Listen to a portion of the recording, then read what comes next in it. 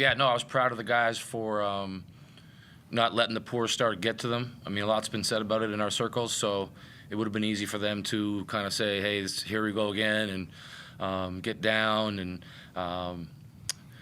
deviate from the game plan. But I thought they really dug deep. Everyone that got on the floor, gave it everything they had and didn't give in. And sure enough, we were back in the lead by halftime. Massive pouring of points from your bench as well. You must have been pleased with that. What impressed you the most from your side tonight? To be honest, every time we get a win right now, it's like we're beating two opponents. We're beating the team that we're playing, which is no easy task, and then we're beating kind of our circumstances that are easy to also get down about or make excuses about. And I think our bench, all of our guys, but our bench has been putting in a lot of hours, working hard, not getting a lot of the glory, so to speak. And it was nice today. A couple of our bigger names had slower games for their standards, and everybody stepped up and did their thing. And I was proud of the guys for being so resilient, given our situation, because it's not going to get any better. So it's good to see that we can handle it and play well under those conditions. A career night for Luke, the man next to you. That must have been a thrill to watch as coach, lining it up from deep while also being a presence on the inside as well. Yeah, no, I mean, LT's been having a really good year, and we kind of challenged him to even take it to a new level. And I thought he put in a lot of extra work this week, and I hope he continues to do that. But it was good to see it pay off in the short term, because hopefully that will encourage him to keep pushing himself. Yeah, he did get back cut there once in the second half, but other than that, he was pretty solid, and he's been one of our best rim protectors. So for a guard to be able to do that is a big advantage defensively. Luke, the broadcast were touching on your management of the game and how you were adjusting through just like seeing matchups and determining whether or not to take the shot. Was that going through your head out there? Were you sizing up what was going on out there, and how did you find it tonight? I mean, yeah, obviously a rough week last week, and just came in every day during the week and worked on my shot, but just didn't want to settle, so tried to get on the rim a couple of times, shot some free throws, which was nice, and saw the ball go through the rim, so it definitely helped the confidence for sure. And Scott, I might just ask one more, not about the game while I can. The NBL is appealing the decision about Matthew Hodgson's ban. I just want to hear your thoughts on that.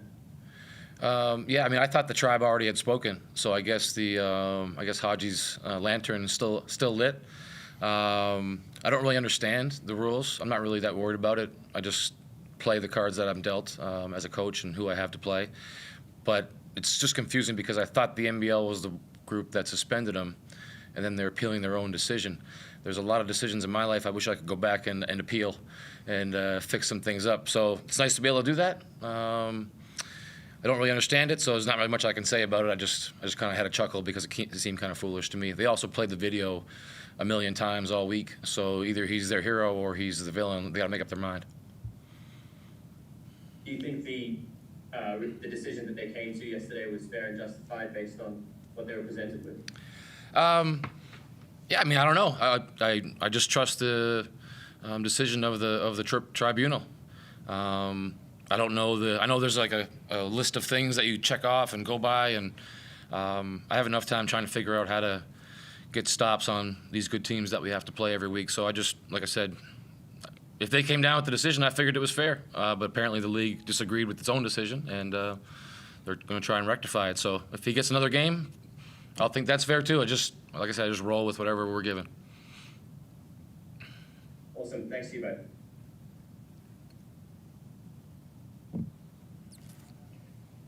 Scott, it's Roy in Melbourne, mate. Just got a couple of questions. The way the guys handled that, the way the guys start, you mentioned it a few times, how can they get better? What have you been pressing them to do better in those early moments so you're not sort of trying to catch up a 10-point lead or whatever it ends up being? One of the guys suggested that we find another gym and play a full quarter of inter-squad game before we take the court. So maybe we'll try that next game. I don't know, but what to do, and no disrespect, I don't really care right now because we did enough in the other 3 quarters to win. So hopefully we get a good start next time. But if we don't, I hope we're just as resilient as we were tonight.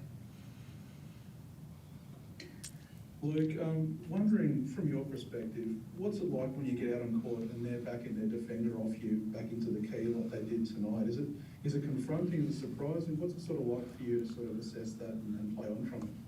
Yeah, I guess growing up and playing basketball, I never really experienced it, so it's a little bit different for me. But yeah, just like I said, just trying not to settle. And I've got guys around me who get me the ball in the right spots and stuff like that. So yeah, I just got to stay ready, I think, for sure.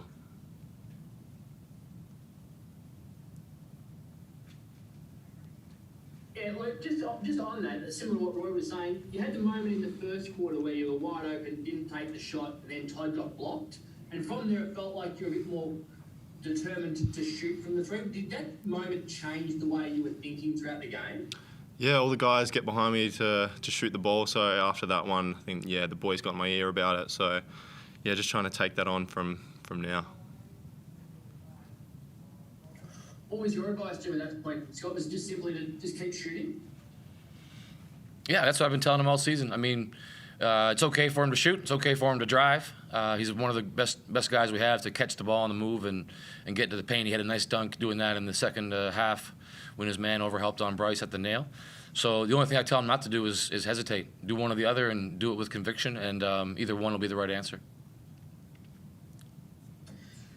And as the game went on, Scott, were you conscious at all of percentage, given that the 2 teams are so close to each other? For and against, you might be not familiar with the term percentage, but you went in with a less than 1% difference on the ladder between the 2 of you with for and against, and now the difference is more than 6%. So it's pretty significant if you end up on a similar number of wins towards the end of the year. Was that in the back of your mind, really wanting to win by as much as you could? Well, that answers one question that I had. I didn't know what those percentages were on the standings. I'm just trying to get the wins. Like, it's so hard to get them. I don't worry too much about that, but I guess that makes sense as to what they are. Sometimes we haven't been in this position very often because a lot of the games are really close at the end. And I want to hold back because I don't want to be disrespectful to the opponent because next week we could be on the other end of that. But my assistants remind me, like, hey, we got to try and keep scoring because you never know what could happen at the end of the season. So it definitely wasn't any kind of a disrespect thing. I think everyone around the league seems to understand that, other than me. Now I do. But, yeah, we tried to score, and we did our best to win by as many as we could because we know it's going to be a dogfight. Scott, your schedule has changed a fair bit in the last 48 hours. You were meant to play Phoenix again, but now you're playing United. What are your thoughts on the immediate fixture change? I mean, it's just one of those other things I can't control. At least we have Tasmania on the schedule. I'm just not sure we're still going to be in Tasmania by the time we play them. That's one thing we've been kind of wondering about, why we just couldn't play the team next door to us. Yeah, no. I'll look at the schedule when I see it. We got Melbourne next, Melbourne United next, and that's who we're going to be focusing on for this week. And when that game's done, we'll switch our attention to whoever's next. Majuk only played 12 minutes tonight with Hodgson out. Was that on the scout to play small over playing big? Yeah, that was something we talked about. I mean, even if we played our biggest, we would still be pretty small compared to them. So we thought that if we got into a rut, maybe we could go small, really small, and try and use our speed and make their big guys have to guard people they're not used to guarding. And I'm not sure if that was, what helped turn things around for us, but I know that group played pretty well when they're out there. And Juk gave us some good minutes, too. It's good to see him hit another 3. It's something he's been working really hard on, and it's another weapon that we can have if we can space him. Luke, you can probably answer this one. You had a career high of 24 points tonight. You were recently left out of Draft Express's mock draft. What are your thoughts on that? Yeah, I try not to think about it. It's something, I can't control. So I'm just trying to help this team win. I think the results sort of take care of itself. So just taking it day by day right now.